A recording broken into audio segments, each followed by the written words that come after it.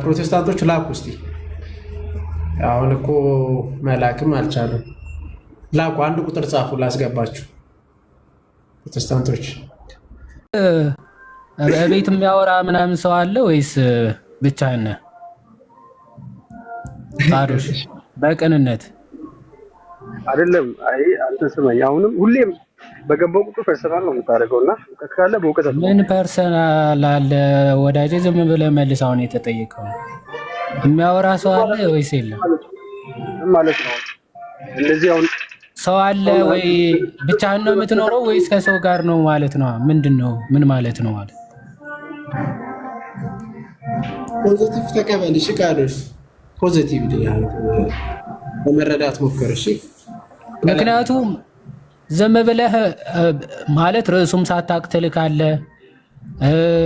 አሁን የገባሁት ግን ላኩኝ ትላለህ። ለምንድን ነው የላከው ታዲያ ስትባል ብዙ ጊዜ እኔ እንጃ የምትፈልጉ ከሆነ ብዬ ነው ምናምን ስትል ነው የምሰማህና ማለት ዝም ብለህ ገብቼ ላውራ ብለህ ነው የምትገባው ወይስ የምርም ለመማማርም እንደምትገባ ጥያቄ ስለሚሆንብኝ ነው። እና ለዛ ነበር የጠየቅኩህ። ወይስ እሺ የት ዲኖሚኔሽን የት ነው ቃዶሽ? በትምህርት ለማውራት አልችልም እኮ ልናወራ እኮ ነው። ከየት ዲኖሚኔሽን የት ነው?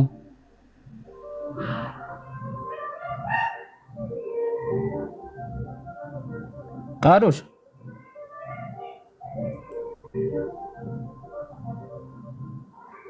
ሙሉ ወንጌል ነኝ። ሙሉ ወንጌል እሺ፣ ሌላ አይደለም። ሙሉ ወንጌል ንገረው እስቲ በጌታ ዲኖሚኔሽን የምንጠይቃቸው በእምነታቸው መሰረት ለመጠየቅ ነው እንጂ ሌላ እንትን ኖሮብን አይደለም። በቃ ያንተ ቤተ እምነት ታውቆ ከዛ በአንተ ቤተ እምነት ትምህርት ላይ ነው የምንጠይቅ እንጂ ሌላ ምንም በቅንነት የምትጠይቀኝ ከሆነ ሙሉ ወንጌል ነው። በቃ ሌላ ምንም የለንም። ምንድን ነው ታዲያ ሌላ ምን አለን ነው? ኦኬ በቅንነት የምትጠይቀኝ ከሆነ ሙሉ ወንጌል ነው። ቀጥል። አሁንም በቅንነት ለማውራት ሞክር። እንደዛ አስብ። ሙሉ ወንጌል ከተመሰረተች ስንት ዓመት ሆናት? ሙሉ ወንጌል በነ ጳውሎስ ነው የተመሰረተችው። በነ ጳውሎስ ጊዜ ነበረች ሙሉ ወንጌል? ያው የሚታይ ባይሆንም ያው ተደብቃ ነበር ስልሽ ኤክላሲያ በሚባል ዓለም አቀፍ የሆነች ቤተክርስቲያን አለች። በዛ ውስጥ አለች። ሙሉ ወንጌል መቼ ነው የተመሰረተችው ነው ጥያቄ። ኢየሱስ ክርስቶስ ነው የመሰረተው ጴጥሮስን በዚህ ዓለት ላይ ቤተክርስቲያን መሰረታለሁ ብሎ እንዳለው። ስለዚህ በዚህ ዓለት ላይ መሰረታታለሁ የተባለችው ሙሉ ወንጌል ነች። አይ ማለት ቤት ሲጀመር እኔ አሁን ልንገራ ሙሉ ወንጌል ስለሆንኩኝ እድናለሁ ብዬ አይደለም ማምነው በክርስቶስ መጠይቅን ብቻ ትድናለህ። ያልጠየቅኩህን እንዳታወራ ፕሊስ። እኔ ከአንተ ጋር ማለት ያልጠየቅኩህን እያወራ ማድከም ወይም እንደው መጨቃጨቅ አልፈልግም። የምጠይቅህን ብቻ መልስ። አይ ማታውቀው ከሆነ በቃ አላቅም በል እሺ። ሌላ ወሬ ማውራት አይጠበቅብህ። በክርስቶስ ነው የተመሰረተችው አልክ። ስለዚህ ጥቅስ ጠቅሰህ ማቴዎስ 16 በዚህ ዓለት ላይ መሰረታታለሁ ብለህ ጠቀስክ። በዚህ ዓለት ላይ መሰረታታለሁ የተባለችው ሙሉ ወንጌል ቸርች ነች ወይ ነው ጥያቄ።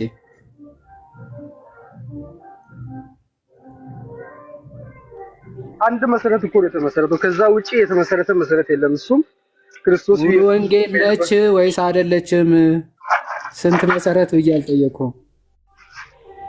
ኦኬ አይ የሚታየውን ቤተክርስቲያን የጠየቀኝ ከሆነ ኦፍ ኮርስ የተመሰረተችው ቤተክርስቲያን አለች። እኔ አሁን እያወራሁ ያለሁት ኤክላሲያ ሙሉ ወንጌል ቸርች ነች ወይ ያቺ ቤተክርስቲያን?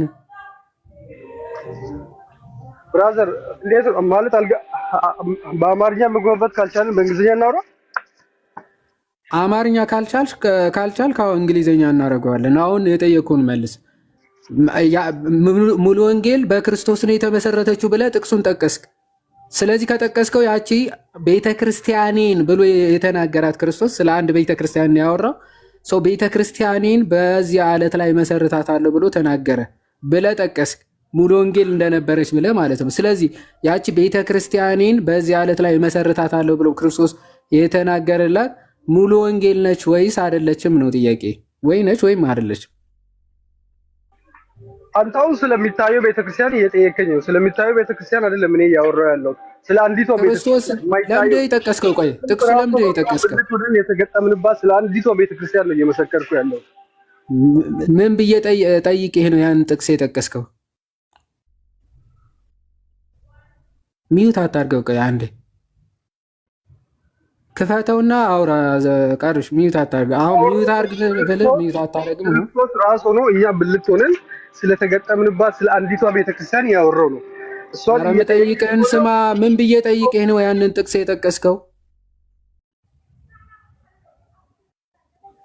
ደግመህ ጠይቀኝ።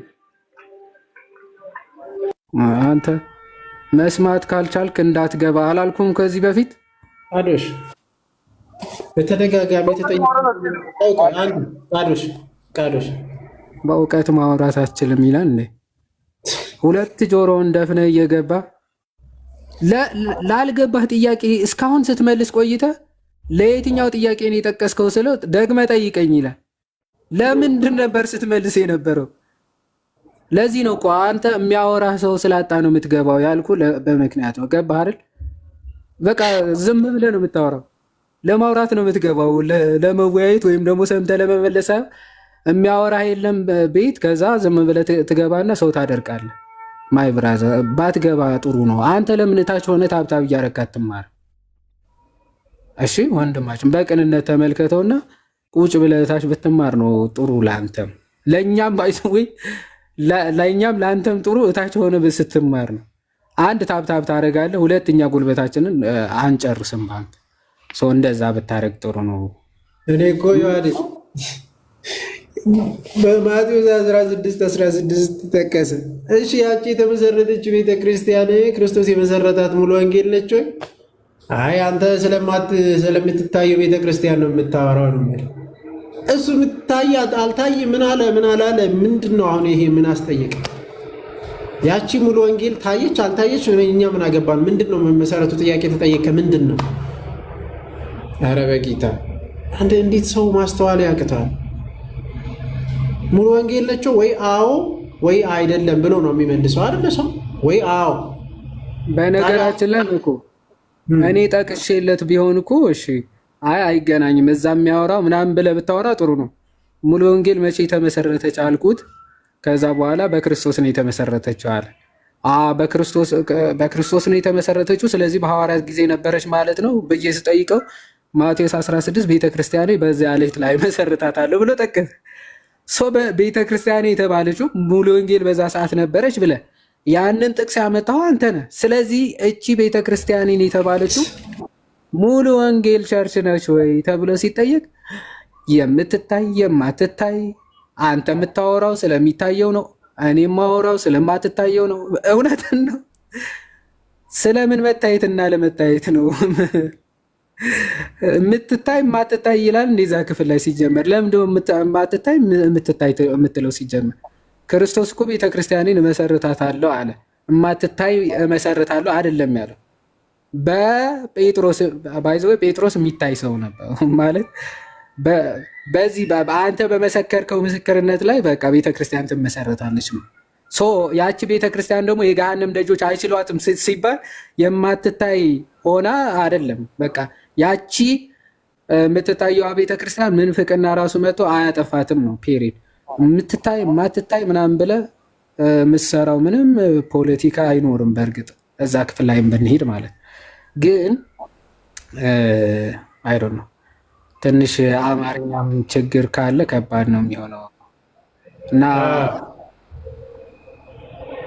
አክቹዋሊ ምንድነው ማትታይ ቤተክርስቲያን አለች ወይ ከተባለ ማትታይ ቤተክርስቲያን ላይ አልተመሰረተ። ከመጀመሩ ቤተክርስቲያን የተመሰረተ ቤተክርስቲያን ማለት ምን ማለት ነው? ትርጉሙ ስላልገባቸው ይመስለኛል። ቤተክርስቲያን ማለት ሰው ነው። ሰው ክርስቶስ የክርስቶስ አካል የተባሉት ቤተክርስቲያን የተባሉት ሰው ነው። ክርስቶስ ሰውን ነው። የሰዎች ስብስብ ቤተክርስቲያን ተብሎ ነው። ኤክሌሲያ የተባለው እሱ ያቺ ነው። ታዲያ ምንድን ነው ቤተክርስቲያን የሚሆኑት? ሲያምኑ ማለት የክርስቶስን ቃል ሲያምኑ ቤተክርስቲያን ተብሎ ይጠራሉ። እነዛ ሰዎች ማለት ነው። እነዛ የማትታይ ቤተክርስቲያን ተብሎ በኤርሊ ቸርች ፋዘር የተጠቀሱት አሉ ማለት በሰማይ ያለችው ቤተክርስቲያን ተብላ ትጠራለች። እነሱም ከኛ አካል የተለዩ አይደለም። ማንም ሰው ይችኛዋ የምትታየው ቤተክርስቲያን ውስጥ ሳይገባ ኮንፌስ ሳያደርግ ሳያምን የላይኛዋ ቤተክርስቲያን ውስጥ መግባት አይችልም፣ አይሆንም። አንድ አካል ማለት የሚቻለው በዚች ጋር የማትታየው ነው እንደ የምታጠምቀው ማለት ሰማይ ያለችው ለብቻ ተለይታ ምናምን ለብቻ ነው የምታጠምቅ። የማትታየናት ስጋና ደም የምትሰጥ አይደለም። ታዲያስ ቤተክርስቲያን ሐዋርያት ናቸው። ቤተክርስቲያን የመጀመሪያ ቤተክርስቲያን 120 ቤተሰብ ናቸው። ይሄው ጌታም ቤተክርስቲያንን መሰረተ። ቤተክርስቲያንን ከመሰረተ በኋላ ሁሉም ምን ያደርጋሉ ማለት ነው? ያቺ ቤተክርስቲያን ውስጥ ነፍሳት ይጨመራሉ። እንዲያውም ሐዋርያ ሥራ ምዕራፍ 2 ቁጥር 40 ላይ ነፍሳትም ተጨመሩ ይላል። ቃሉን የተቀበሉ ነፍሳት ተጨመሩ። ወዴት? ወደ ቤተክርስቲያን። አያችሁ፣ ቤተክርስቲያን 120 ነበሩ። 3000 ሲጨመርበት 3000 ምናምን ሆኑ። ከዛ 8000 ሆኑ። ከዛ እየበዛ ሄደች ማለት ነው። ዘን የሞቱ ሰዎች ወደ ላይኛቷ ይገባሉ፣ በክርስቶስ ቀኝ ይቆማሉ ነው የሰማይቷ። እኛ ማለት በእምነት የምናያት አለች፣ ያችን በሰማይ ያለችው ወደዛች፣ እሷም ኢየሩሳሌም ሰማያዊት የምንላት ሁላችን የምንሰበስብባት ነች። ወደዚች ሳትጨመር ወደዛ መሄድ አትችልም። ኢየሩሳሌም ሰማያዊት መግባት የምትችለው በሰማያት ጋድ ኦፍ ሲቲ ውስጥ መግባት የምትችለው መጀመሪያ በዚህ በኩል ነው። ዝም ብሎ የምትታይ ማትታይ ወደዛ ከመሄድ ኧረ በጌታ ግን እስቲ አሁንም ፕሮቴስታንቶች እየጠየቅናችሁ ያለው ጥያቄ አለ። እውነት በኢየሱስ ትምህርት ላይ ነው የተመሰረታችሁት? እውነት በኢየሱስ ላይ ነው የተመሰረታችሁት? ከተመሰረታችሁ እስቲ ኑና መስክሩ፣ ግቡና እስቲ ጥያቄያችን መልሱ። እኛ ይሄው ፕሮቴስታንት በክርስቶስ ላይ አልተመሰረቱ፣ በክርስቶስ ትምህርት ላይ አልተመሰረቱ ብለን ነው የምናስቀምጥ። ናግባና ጴንጤ ወይም ደግሞ ፕሮቴስታንት የሆናችሁ እኔ በክርስቶስ ላይ ተመሰረትኩ ብላችሁ እስቲ ግቡና አስረዱ። በተለይ ካላችሁ ጴንጤቆስጣሎቹ ደግሞ የመጨረሻ እንቀበላችኋለን እንዲህ ብለን ማለት ነው። ኑ ግቡ እስቲ። በኢየሱስ ትምህርት ላይ ከተመሰረታችሁ መስክሩ። እንዳልኳችሁ ቅድም ብያችኋለሁ እኮ መንገድ ከመንገድ ከምትሄዱ እዛ ሰልፍ ላይ ታክሲ ሰልፍ ላይ የቆመውን ሰው ላይ የምትበሉት ኑና እስቲ እዚህ ጋር መስክሩ። 500 ምናምን ሰው አለ።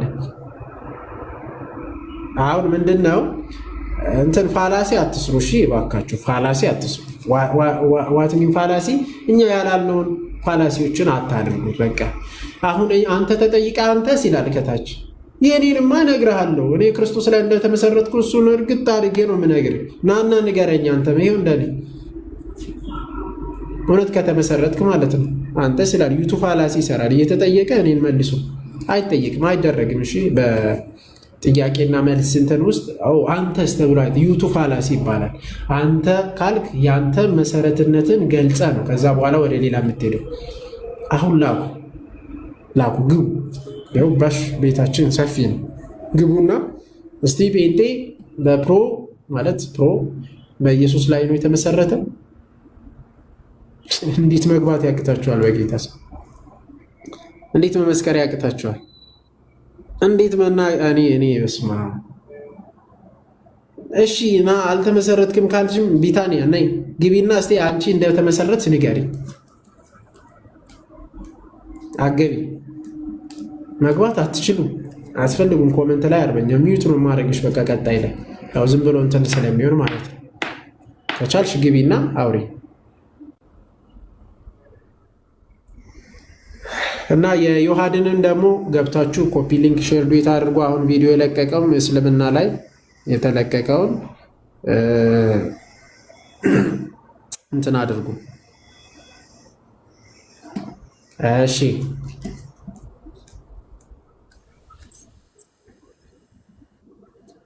ዳንኤል አቤት። የት ቤተ እምነት ነህ? ሙሉ ወንጌል አማኞች ነን። እንዴት ናችሁ? ሰላም ናችሁ? ክብሩ ይስፋ መድኃኔዓለም። እንኳን ሰላም መጣ። ሰላም ናችሁ? አለን አለን አለን። በኢየሱስ ላይ አልተመሰረታችሁም ስትል ሰማሁና እሱ ትንሽ ነገር ልበል ገባሁ። በጣም ጥሩ። እሺ አንድ ሚዩት አድርገና ቀጥላለን። እሺ አሁን ጥያቄውን አይተሃል። እዛ ላይ ከላይ ያለው ፕሮቴስታንቶች በኢየሱስ ላይ ተመስርታችኋል ወይ የሚለው ጥያቄ ነው። አንተ ሙሉ ወንጌል ነው ያልከኝ አይደል? አዎ አዎ። ከሺ ሙሉ ወንጌል በክርስቶስ ኢየሱስ ላይ ተመስርታለች የሚለውን ጥያቄ አንተ ምን ትላለህ? ተመስርታለች? አዎ ተመስርተናል። አዎ መሰረት እሱ አይደለ እንዴ? ተመስርተናል። በኢየሱስ ክርስቶስ ትምህርት ትቀበላላችሁ ወይም ታምናላችሁ? በኢየሱስ ክርስቶስ ትምህርት ላይ ነው የተመሰረታችሁት? በራሳችሁ ትምህርት? በክርስቶስ ትምህርት ላይ በክርስቶስ ላይ የተመሰረት ነው። አዎ እሺ ዮሐን ይቀጥል። ኦኬ እሺ ዳኒ፣ በክርስቶስ ላይ ከተመሰረታችሁ ክርስቶስ የማጥመቅ ስልጣን ለሐዋርያት ሰጥቷቸዋል አይደለ ዳኒ? አዎ ልክ ነው፣ ሰጥቷቸዋል። በስሜ እያጠመቃችሁ ደቀ መዛሙርት አድርጓቸው ብሏል። ትክክል። እሱን ስልጣን የሰጠው ለሐዋርያት ብቻ ነው አይደል? ነው ለሁሉም ለ120 ቤተሰቦች ነው የሰጠው? አይ ለሐዋርያት ቀጥሎም ለሚመጡ ደቀ መዛሙርት ከነሱም ቀጥሎ ለሚመጡት ከነሱ ለተከታያቸው ማለት 120ዎቹንም ያጠቃልላል። ከዛም በኋላ በሐዋርያቶቹ ትምህርት በእግር ለሚተኩት እነሱንም ይመለከታል። አጥምቁ ብሎ የሰጣቸው ለ120 ቤተሰቦችን ነው። በክርስቶስ አምነው ደቀ መዛሙርቱ ለሆኑ ሁሉ አሁን ዛሬ እኛን ነው ወይም እናንተ ታጠምቁ የለ። መጀመሪያ ስለ ሐዋርያትና 120 ቤተሰቦቹ እናውራና ከዛ በኋላ የሚመጡት እንዴት ነው ያንን የማጥመቅ ስልጣን የሚያገኙት የሚለውን እናያለን። መጀመሪያ ግን ለሐዋርያት ብቻ ነው ወይስ ደግሞ ለ120 ቤተሰቦቹን ነው የማጥመቅ ስልጣን የሰጣቸው? በእርግጥ ሐዋርያነትን የተቀበሉት 11 ናቸው። በአንድ ምርጫ አንድ ጨምረው 12 ሆነዋል። ስለዚህ የሚያጠምቁት ማለት አጥምቁ የሰጠው ሐዋርያትን ነው ማለት ነው አይደል? አይ ቀጥሎስ ያሉት እነ ፊልጶስም እኮ ወደ ማጥመቅ እኮ ገብተዋል አይደል?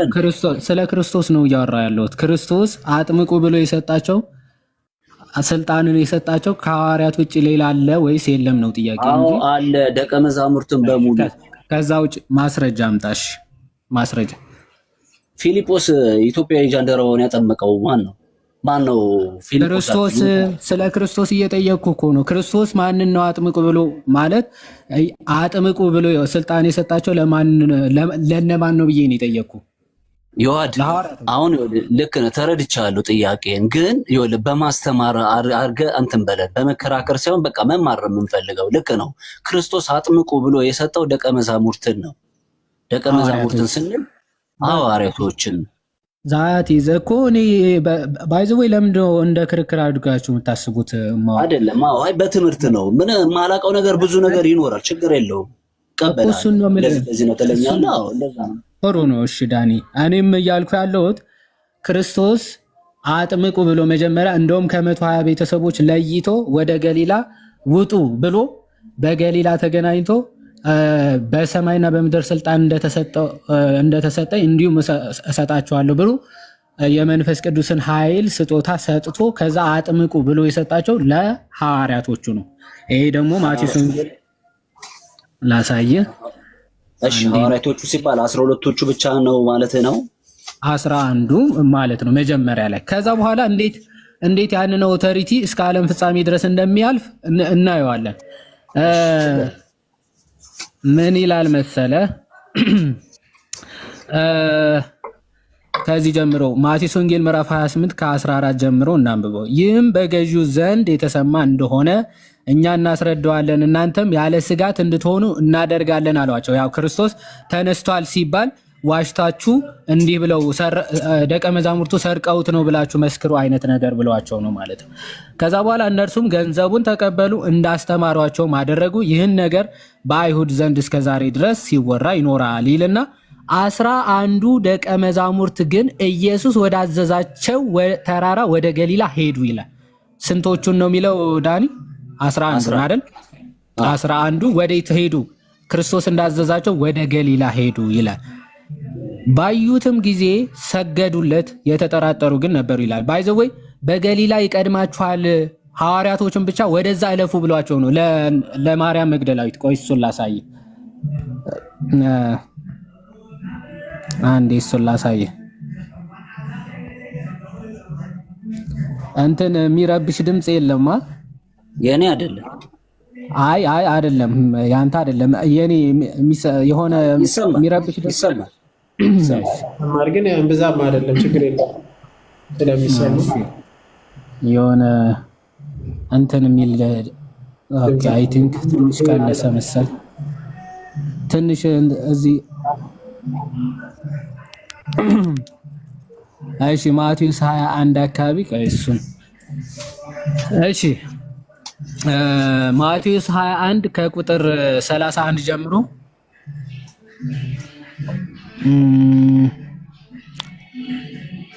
ቆይ አንዴ እሱ አይደለም ሶሪ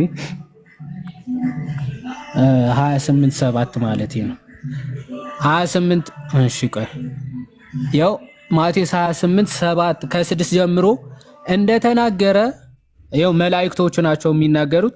መልአኩም መልሶ ሴቶቹን አላቸው እናንተስ አትፍሩ፣ የተሰቀለውን ኢየሱስ እንድትሹ አውቃለሁና አለና እንደተናገረ ተነስተዋልና በዚህ የለም፣ የተኛበትን ስፍራ ኑና እዩ አሏቸው ይላል።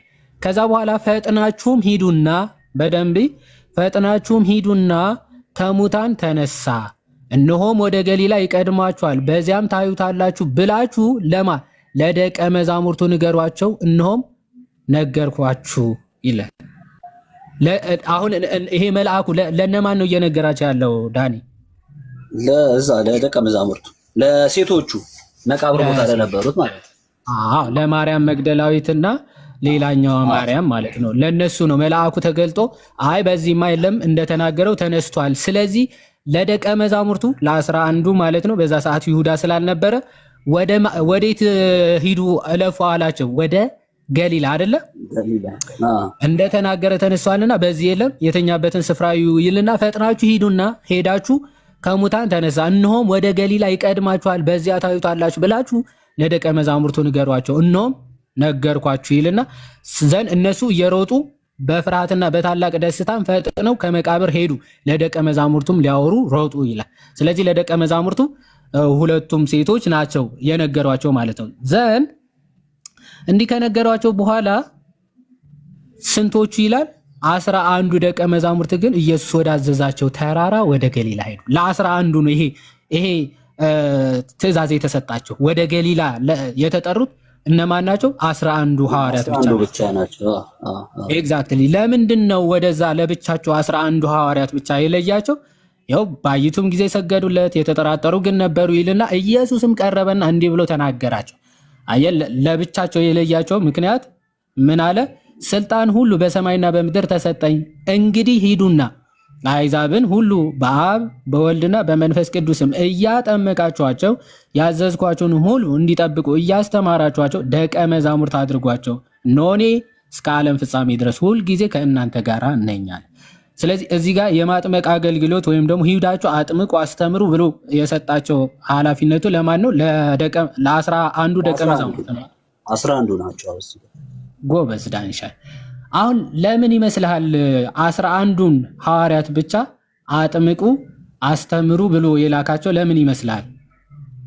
በእርግጥ መጽሐፍ ቅዱስ ፎከስ የሚያደርገው እነዚህ 11ዱ ላይ ነው። ከ11ዱም የተመረጡትን ነው የምናገኘው። ልክ ነኝ ማለቴ? አሁን በጉልህ የምናየው ጴጥሮስን እናያለን፣ ዮሐንስን እናያለን፣ ያዕቆብን እናያለን። የተወሰኑትን ነው የምናያቸው። አሁን ወንጌል ላይ ወንጌልን ጽፈው በምናያቸውና በአገልግሎቻቸው እንደሮጡ የምናያቸው የተወሰኑትን ነው። ግን ስፔሲፊክ አድርጎ የሚናገረው እዚህ ጋር 11 ነው። እዚህ ጋር ግን ስፔሲፊካሊ እኮ ለዚህ አገልግሎት አሁን የሆነ ከሆነ ህብረት ውስጥ የሆነ እነዛም ነበሩ ወይም ደግሞ ደቀ መዛሙርት ነበሩ ብሎ እኮ አይደለም እየተናገረ ያለው። ምክንያቱ ክርስቶስ ሲያስተምር 120 ቤተሰቦቹን ሰብስቦ ነው የሚያስተምረው። አይ ሐዋርያት የሆነ ለሆነ ሐዋርያት ብቻ መነገር ያለባቸው ለሐዋርያት ብቻ የሚመለከት ብቻ ሲሆን ወደ ሆነ ስፍራ ለይቶ ይወስዳቸውና ያስተምራቸዋል። ለምሳሌ የደብረ ታቦር ሚስጢር ወይም ደግሞ ግርማ መለኮትን ለመግለጽ ሲፈልግ ሁሉንም ሐዋርያት መርጦ አልወሰደም። 3 ሐዋርያት ብቻ መርጦ 3 ነው። ልክ እዚህ ጋር ፐርፐዝሊ የተናገረው እኮ መልአኩ ለሴቶቹም ጭምር እኮ ነው። የሆነ መልእክቱ ለሁሉም ለ120 ቤተሰቦቹ ቢሆን ኖሮ በቃ ክርስቶስ እዛ ይመጣል ይነግራችኋል ነበር የሚለው። እዚህ ጋር ግን ስፔሲፊካሊ ሊሰጣቸው የፈለገ ኃላፊነት ወይም ደግሞ ስልጣን አለ። ምክንያቱም ስልጣኑ በሰማይና በምድር ተሰጠኝ ይላል። ኦኬ፣ ስለሆነ ስልጣን ሊሰጣቸው ስለፈለገ 11ዱን ወዴት ሂዱ ወዴት የጠብቁኝ አላቸው ይላል። ወደ ገሊላ አይደል? ገሊላ ጠብቁኝ ይላል። ስለዚህ ሐዋርያዊ ስልጣን ወይም ደግሞ ሹመት ሊሰጣቸውን ያም የማጥመቅና የማስተማር ስልጣን ሊሰጣቸው ማለት ነው። ሶ ማጥመቅ እና መሾም እነዚህ ክህነት ካልተሾመ በስተቀር አንድ አካል ሊያጠምቅ አይችልም አይደለ? አንድ አካል ካልተሾመ በክርስቶስ ካልተሾመና ካልተመረጠ በስተቀር ማጥመቅ አይችልም አይደለ? አዎ ልክ ነው። የተመረጡት እነኚህ ናቸው። ግን ይዋዴ እዚህ ውስጥ ጥያቄ ጠይቅ ካልከኝ እንትናን ግን አናየውም። አሁን ለምሳሌ እንትናን አናየውም። ማን ነው? ቶማስን አናየውም በእንቅስቃሴ አሁን 11 ተብሎ ቶማስ እጁን በጌታ እንትን ውስጥ ካላስገባው አላምንም ያለው ማለት ነው። እሱ ወንጌል ተጽፏል ላይ እንቅስቃሴውን ብዙ አናየው። 11 እኮ አለ። 11 ውስጥ የለም እንዴ ቶማስ? አለ እኮ። ሐሳብ ያልገባህም ይዋዴ፣ ሐሳብ ያልገባህም እንደ ጴጥሮስ አሁን የጴጥሮስ ታሪክ እንደተጻፈው ወይ የጴጥሮስ አገልግሎት እንደተጻፈው የሐዋርያት ሥራ ውስጥ እንደተጻፈው ፊልጶስን እናየዋለን። ጳውሎስን እዛ ጋር እናስቀምጠው። ፊልጶስን እናየዋለን፣ ዮሐንስን እናየዋለን፣ ያዕቆብን እናየዋለን፣ ቶማስን አናየውም። ልክ ነኝ? አንዳንድ ሐዋርያቶችን አናገኛቸውም። በማገልገል ነው በማገልገል አሁን በሰጠኝ ትእዛዝ ውስጥ ሌሎቹ ሲንቀሳቀሱ የእነሱ ስራ ተጽፎ አናየውም። አሁን ከዚህ ተነስተን እንትን ማለት አንችልም። አሁን ለ11ዱ ብቻ ነው ስንል 11ዱም አሁን ምናልባት ልክ ነህ ትእዛዝ ተቀብለዋል። አይጻፍ እንጂ እንዳገለገሉ አምናለሁ። ሐሳቤ ግልጽ ነው። እንትን ብሎ አይነገር እንጂ እዚህ ውስጥ አይከተብ እንጂ ሹመቱ ውስጥ እንደተካተቱ አምናለሁ ከይሁዳ በስተቀር። ጴጥሮስ አሁን ጎልቶ ወጥተው የምናያቸው የተወሰኑትን ነው። ጴጥሮስን፣ ዮሐንስን፣ አንዳንድ ልጅ እንድርያስን ሁሉ እኔ አላየሁትም። እንድርያስን ራሱ ከዚህ አብዛኞቹ የሐዋርያትን አልተጻፈም። እሺ ዋና ፖይንትን ለማግኘት አብዛኞቹ የሐዋርያት አገልግሎታቸው ምናምን አልተጻፈም። እሺ ስለዚህ አላጠመቁም ነው? አይ አጥምቀዋል። አጥምቀዋል። አሁን ባይጻፍልንም ትእዛዝ ተሰጥቷቸዋል፣ እንደፈጸሙት እናምናለን። አሁን ከዚህም ጋር ተያይዘን እንትን ላይ ብንሄድ አሁን እንትን ስላልክብኝ ነው ስላከበብክብኝ ነው ለ11ዱ ብቻ ነው ስላልከኝ። አዎ እሱ እንደዛ ነው። ከዛ በኋላ ክርስቶስ ግን እዚህ ክፍል ላይ ይህንን ስልጣን ከሰጣቸው በኋላ ግን ይላል ቀጥሎ እስከ ዓለም ፍጻሜ ድረስ ትኖራላችሁ ሳይሆን እኔ ከእናንተ ጋር ሆናለሁ ይላል። አየህ፣ ስልጣኑ ለሐዋርያቶቹ ሰጣቸውና ግን በዚህ አገልግሎት ላይ እስከ ዓለም ፍጻሜ ሁልጊዜ ከእናንተ ጋር ነኝ ብሎ ክርስቶስ ተናግሯል። መጀመሪያ አሁን ላነሳው ሐሳብ የተወሰነ ልበልና አሁን ቶማስም እንድርያስም ሌሎቹ ሐዋርያትም በርጠለሚዎስም እነዚህ ሐዋርያትን ብትመለከታቸው አገልግሎታቸው ወይም ደግሞ እዚህ ቦታ ሄዱ እንዲያጠመቁ ምናምን ተብሎ ላይጻፍ ይችላል። ግን የየራሳቸው ቤተክርስቲያን ወይም ደግሞ አገልግሎት አላቸው። ምክንያቱም በእነዚህ ጽሁፎች ውስጥ የሁሉንም ሐዋርያት አገልግሎት መረዳት ስለምንችል ማለት አሁን ለምሳሌ የቶማስ ሀገረ ስብከቱ ወደ ህንድ አካባቢ ነው። ኦኬ፣ ወደ ህንድ ሄዶ ነበር ሲያገለግል የነበረው። የአገልግሎት ቦታው ወደዛ ነው። ልክ ጴጥሮስ በህዝብ ጳውሎስ ደግሞ በአሕዛብ ላይ እንደተሾመው ሌሎቹም በዓለም ተሰራጭተው ምናምን ሰብከዋል፣ ሀገረ ስብከት ይዘው ማለት ነው። ለዛ ነው 12ቱ ወደ የመንፈስ ቅዱስን ስጦታ ወይም ደግሞ ኃይል እስክትለብሱ በኢየሩሳሌም ቆዩ ተብሏል። ከዛ በኋላ ነው ወደ ዓለም ሁሉ አጽናፍ ሄደው የሚሰብኩት ማለት ነው። የሁሉም ተበታትነው ዓለምን ዞሮ ሰብከዋል፣ አስተምረዋል። እሱ በምንድን ነው የምናገኘው? በአፖስቶሊክ ትራዲሽን ወይም ደግሞ በሐዋርያዊ ትውፊት። ሌሎቹ ሐዋርያት የት አስተምረዋል፣ የት ሰብከዋል፣ ኦኬ፣ የት አጥምቀዋል የሚል የምናገኘው ከየት ነው? ከአፖስቶሊክ ትራዲሽን ነው ማለት ነው፣ ወይም ደግሞ ከሐዋርያዊ ቅብብሎች ነው። ምክንያቱም በሐዋርያት መሰረት ላይ በእምነት እናስተውላለን። ትክክል። እነዛ ታሪኮች አሉ። አሁን ይቅርታ አቋርጠውና እሺ፣ ለምን ይሄን ጥያቄ እንዳነሳው ታውቃለህ ይዋድ? ለ11ዱ ብቻ ነው ስንል ከ120ዎቹ ነጥለህ ለ11ዱ ስትሰጥ ወይ 11ዱ ብቻ ነው ብለህ ቃል ጠቅሰህ ስትነግረኝ እንትን ጋርም እሄዳለሁ። የሐዋርያት ሥራ ምዕራፍ 1 ላይ 120ዎቹ ጋር እሄዳለሁ። የዛን ጊዜ ተሰብስበው ሲጸልዩ ሳለ መንፈስ ቅዱስ በእያንዳንዳቸው ላይ ነው የተቀመጠው። ግን ራስ የነበረው ጴጥሮስ ነው ቆሞ ሲናገር፣ ሌሎቹም ቆመዋል። እነሱስ አብረው አላጠመቁም ማለት እንችላለን? አሁን ካልከኝ ተነስቶ ባይጻፍም ባይነገርም፣ ለምን መንፈስ ቅዱስ በእናንተ ላይ በወረደ ጊዜ ምስክሮቼ ትሆናላችሁ ብሏል አንደኛ። ስለዚህ መንፈስ ቅዱስ ሲወርድባቸው ሁላቸውም ላይ የወረደው ኃይልን እስከምትለብሱ በኢየሩሳሌም ቆዩ ሲባሉ ሁሉም ተሰብስበው ባሉበት ነው መንፈስ ቅዱስ የመጣውና ሁሉም ላይ የወረደባቸው እና እነኛ ሰዎች የማጥመቅ ውስጥ እንትን ውስጥ አይገቡም ብለን ልንናገር እንችላለን? ሌሎ 120ዎቹ አብረው ካሉት ማለት ነው። በጣም አሪፍ ጥያቄ ነው። አሁን እዛ ጸጋ መንፈስ ቅዱስ የወረደው አሁን ለ120 ቤተሰቦቹ ነው። ይሄ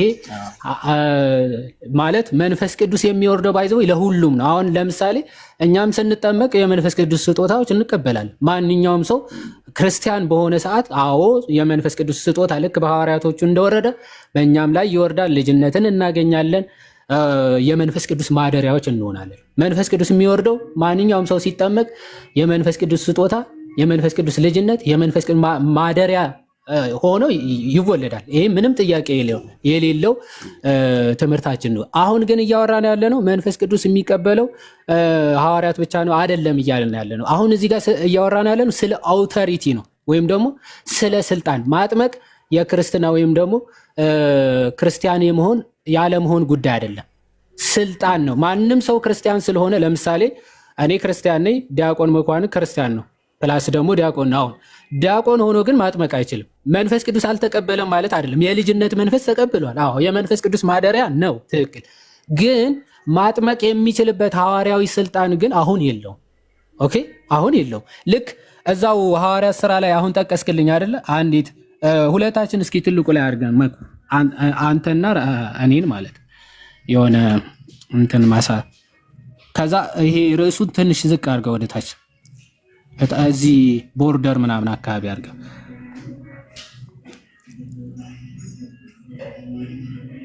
እሺ ልክ ያው የመንፈስ ቅዱስ ስጦታ ይቀበላሉ ምዕራፍ 2 ላይ ሁሉም ላይ ግን በተለየ ሁኔታ ከ120 ቤተሰቦቹ እዚህ ጋር 120 ቤተሰብ እንዳሉ ይናገራል። ኦኬ 120 ቤተሰብ ከሐዋርያት ጋር ማለት ነው። ነገር ግን በሐዋርያዊ ስልጣን አየ ስለ ስልጣን ነው እያወራን ያለ ነው ያልኩ በዚህ ምክንያት ነው።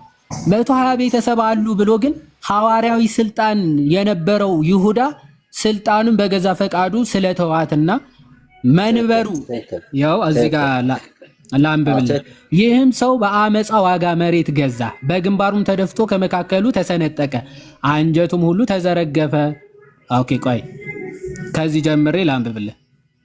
ከእኛ ጋራ ተቆጥሮ ወንድሞች ሆይ ኢየሱስን ለያዙት መሪ ስለሆናቸው ስለ ይሁዳ መንፈስ ቅዱስ አስቀድሞ በዳዊት አፍ የተናገረውን የመጽሐፍ ቃል ይፈጸም ዘንድ ይገባ ነበር ይልና ከእኛ ጋር ተቆጥሮ ነበርና።